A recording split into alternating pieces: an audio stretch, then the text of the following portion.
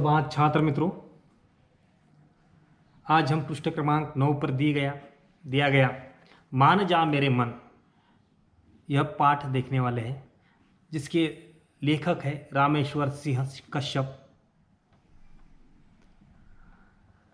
जिनका जन्म 12 अगस्त 1927 सेम्ब्रा गांव बिहार में हुआ। मृत्यु 24 अक्टूबर 1992 को हुई है। रामेश्वर सिंह कश्यप का रेडियो नाटक लोहा सिंह भोजपुरी का पहला सोप ओपेरा है। प्रमुख कृतियाँ उनकी क्या है देखिए: रोबोट, किराए का मकान, पंचर, आखिरी रात, लोहा सिंह आदि नाटक उनके हैं। अब प्रस्तुत जो गद्य है वो हास्य व्यंग्यात्मक निबंध है। किसी विषय का तार्किक, बौद्धिक, विवेचनापूर्ण लेख निबंध है। हास्य व्यंग्य में उपहास का प्राधान्य होता है। प्रस्तुत निबंध में लेखक ने मन पर नियंत्रण न रख पाने की कमजोरी पर करारा व्यंग्य किया है। मन पर हम काबू रख सकते नहीं है, उस पर करारा व्यंग्य किया है तथा वास्तविकता की पहचान कराई है। तो आइए हम देखते हैं मान जा मेरे मन। मन को बहलाना है, तो मन कभी कंट्रोल में रहता है, मन तो बच्चा है जी, है ना। तो उसे देखने हैं अभी। उस रात मुझ में और मेरे मन में ठन गई। ठन गई मतलब क्या हो गया? मन मुटाव हो गया, झगड़ा हो गया। उस रात मुझ में और मेरे मन में ठन गई। अनबन का कारण यह था कि मन मेरी बात की ही नहीं सुनता था। अनबन, अनबन मतलब क्या होता है? मन मुटाव। अनबन, अनबन मतलब मन मुटाव, मन मुटाव। अनबन मतलब क्या होता है? मन मुटाव। मन मुटाव। बचपन से ही मैंने मन को मनमानी करने की छूट दे दी। अब बचपन से ही हमने क्या रहता है, जो भी इच्छाएं रहती है उसी पूरी करना, जो चाहे वो करना, ये हमारी इच्छा रहती है। तो हमने मन को क्या कर दी है? छूट दे रखी है। अब बुढ़ापे की दहेरी पर, दहेरी मतलब पता है आपको, दरवाजा जो रहता है उसके अंदर नीचे की जो चौखट रहती है उसको हम दहेरी कहते हैं। अब मराठी में उसको उंबरठा कहा जाता है ना। दहेरी पर पाँव देते वक्त जो मैंने इस बेलगाम घोड़े को, बेलगाम मतलब निरंकुश, बार बार लिखते नहीं, आपको बताता हूँ, आप लिख लिया कीजिए। निरंकुश को, बेलगाम को अंडरलाइन कीजिए और उसके बाजू में लिख लीजिए निरंकुश, जिस पर किसी तरह का अंकुश होता नहीं। घोड़े को लगाम देने की कोशिश की तो अड़ गया। अब वो करने के लिए तैयार नहीं है। जो कई वर्षों से इसे काबू में लाने के फेरे में हूँ, फेरे में हूँ मतलब चक्कर में हूँ, उसे कोशिश कर रहा हूँ, प्रयास कर रहा हूँ उसे काबू में लाने की, अमल उस पर करने का मैं क्या कर रहा हूँ? प्रयास कर रहा हूँ। लेकिन हर बार कन्नी काट जाता है। मतलब कन्नी काट जाना यह मुहारा है। कन्नी काट जाना क्या है? ये मुहारा। कन्नी काट जाना मतलब बचकर निकल जाना। तो बचकर निकल जाता है भाई ये। दूसरा परिचय देखिए आप। मामला बड़ा संगीन था। संगीन मतलब क्या? गंभीर, संजीदा। संजीदा मामला था, गंभीर मामला था। मेरे हाथ में स्वयं चलित आदमी तोलने वाली मशीन का टिकट था। मेरे हाथ में क्या था? जो आजकल रेलवे स्टेशन पर, बस स्थानक पर वो वजन करने की जो मशीनें लगी हुई रहती है, तो वो स्वयं चलित ऑटोमेटिक जो अपना वजन बताती है, उसका क्या था? टिकट था, जिस पर वजन के साथ टिप्पणी लिखी थी। वजन तो लिखा हुआ था, साथ में एक नोट भी लिखा हुआ था, टिप्पणी भी लिखी हुई थी। टिप्पणी मतलब वो नोट लिखा हुआ था। क्या लिखा था?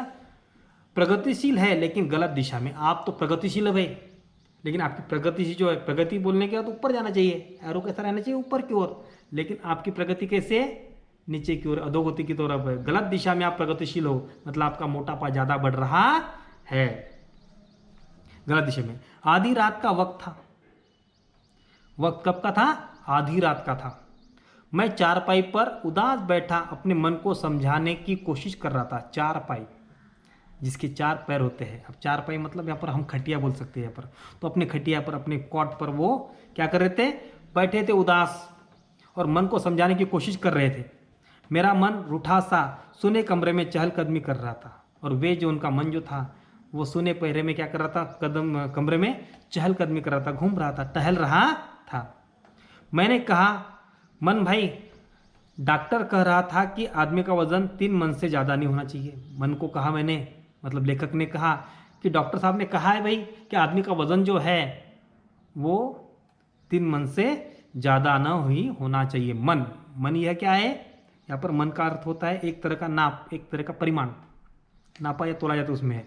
तो 3 मन से ज़्यादा नहीं होता है।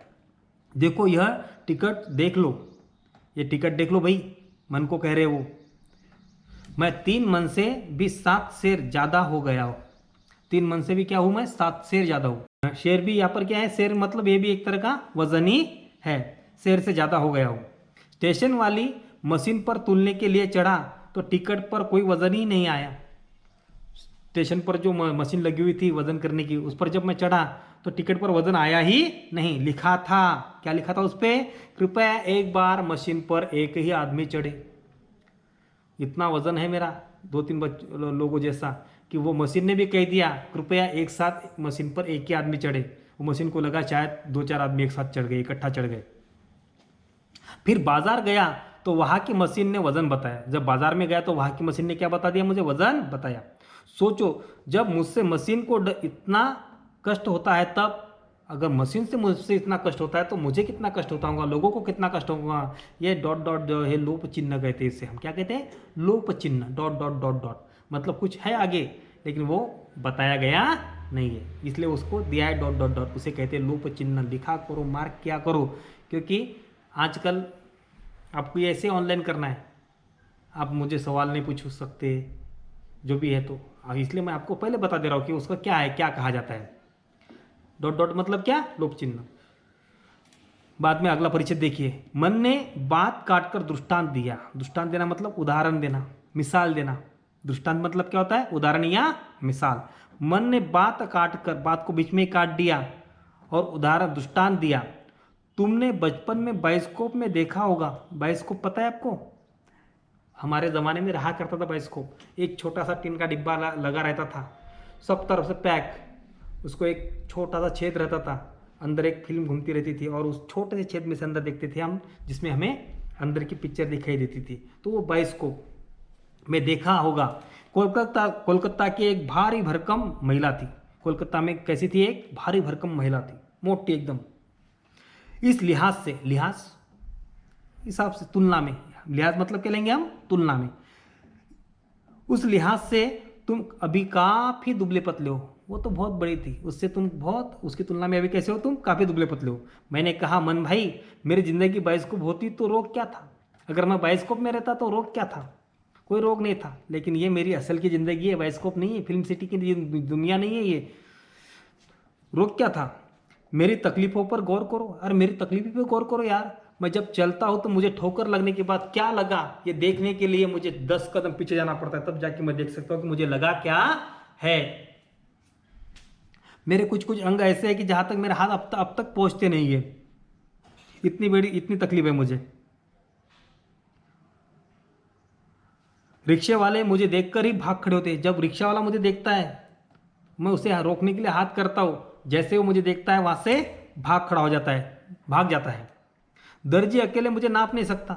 दर्जी के पास अगर मैं कमीज सिलवाने जाऊँ तो नाप देने के लिए जब उसे वो टेप लगानी होती है, वो टेप लगाने के लिए उसके हाथ ही मेरे पूरे बदन को आहोश में ले सकते नहीं है, वो मुझे अकेला नाप सकता नहीं है।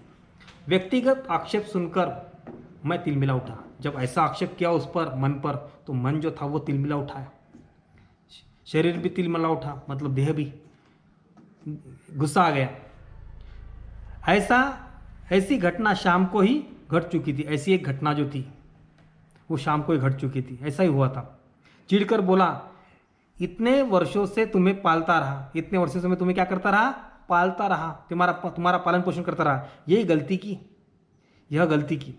मैं क्या जानता था कि तुम आस्तीन के सांप निकलोगे। मैं क्या जानता था भाई कि तुम क्या निकलोगे, आस्तीन के सांप। आस्तीन के सांप ये क्या है, मुहावरा है, छुपा हुआ दुश्मन, छुपा शत्रु निकलोगे। विद्वानों ने ठीक ही उपदेश दिया है कि मन को मारना चाहिए। विद्वानों ने ठीक ही कहा है, मन की हर बात को पूरा नहीं करना चाहिए, तो उसको मन को मारना चाहिए, मन पर अमल करना चाहिए, मन पर विजय पानी चाहिए, मन को मारना चाहिए। यह सुनकर मेरा मन अप्रत्याशित ढंग से जैसे और बिसरने लगा। बिसरना मतलब रोना, और क्या हो गया वो, अप्रकट रूप से न बताते हुए, और भी क्या होने लगा, रोने लगा। इतने दिनों की सेवाओं का यह फल है। इतनी दिन मैंने आपकी सेवा की, इसका यह फल दे रहे हो। मैं अच्छी तरह जानता हूं तुम डॉक्टरों और दुबले आदमियों के साथ मिलकर मेरे विरुद्ध षड्यंत्र कर रहे हो। मन कहता है कि मुझे पता है कि तुम डॉक्टरों के साथ मिलकर और दुबले आदमियों के साथ मिलकर मेरे खिलाफ षड्यंत्र कर रहे हो। षड्यंत्र करना, चाले चलना, षड्यंत्र कर रहे हो। विश्वासघाती, मैं तुमसे बोलूंगा ही नहीं। मैं तुम्हारे साथ बात करने के लिए तैयार नहीं हूं। व्यक्ति को हमेशा उपकारी वृत्ति रखनी चाहिए। व्यक्ति को हमेशा उपकारी वृत्ति रखनी चाहिए, लोगों का उपकार करना चाहिए, परोपकारी रहना चाहिए। यहाँ तक यहाँ पर बताया है। अगला जो पृष्ठ क्रमांक 10 का है वो अगली तासिका में